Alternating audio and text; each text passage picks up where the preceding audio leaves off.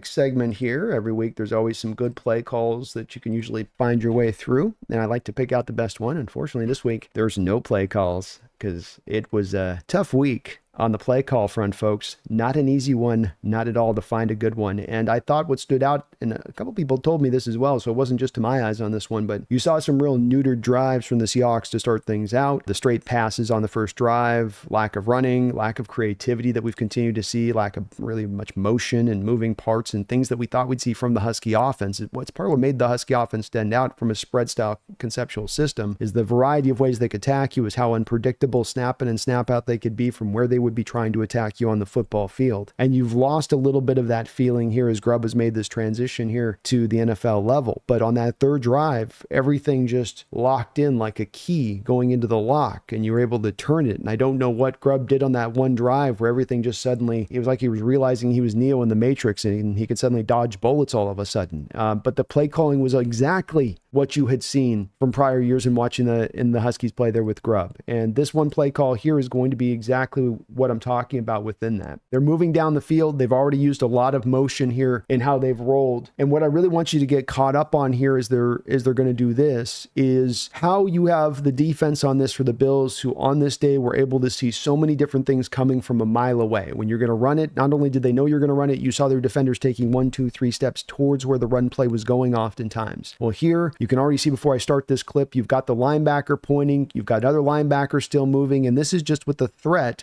of Laviska Shenault going in motion from the top of your screen to the bottom of your screen. So let's play this a couple times, let you guys get a feel for this play a little bit. And then I want to come back to why I like it, even though this is just a short 12, 13-yard gain here that's not going to get you a lot. It's because this is the stuff you have to do in the NFL, I think, especially if you want to be a spread-based passing system. You can't just line it up, have the guys go run the routes with 4 different guys outside and say, go get it done. You've got to move some things around a little bit. You've got to give eye candy in different directions. So let's go back to the first bit of eye candy we get. You first get Laviska Shenault going in motion, and he's not going in motion prior to the snap and then coming to a standstill. He's going in motion where he's still moving post-snap, which is going to activate the defenders. And how you can tell this is watch the defenders, linebackers especially here, kind of roll with him a little bit. That outside linebacker there is keyed in on him.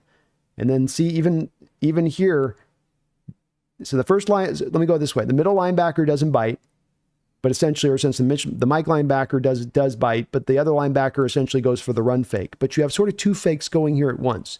So you have Laviska first going in motion to take the eyes of the defenders one way, and he certainly has this guy down here at the bottom of the screen completely bought into that fake.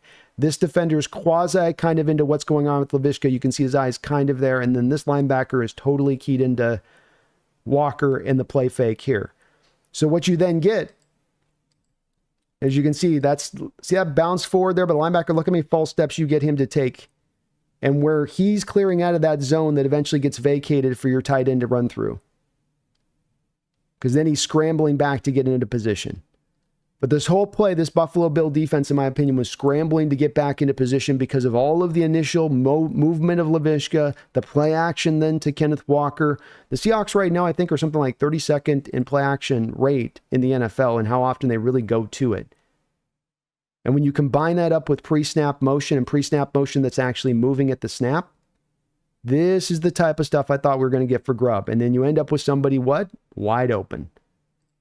Now, it's a little bit of a hesitancy by Barner because he's first setting up playing like he's going to be in pass protection here. This is also smart by Grubb because Grubb's taking advantage of what a team would do, where teams are going, okay, they're going max protect so often because they can't trust their pass protection. So I, as a linebacker, now can drift more harder to the depth on my zone because that guy's not going to actually leak out of the backfield. He's there to help out that tackle. He's eliminated in the passing attack. So this is also Grubb smartly building in that a little bit of some adjustments where, okay, my tight end Barner sets up like he's going to pass protect against the tackle, but that's just kind of a feign.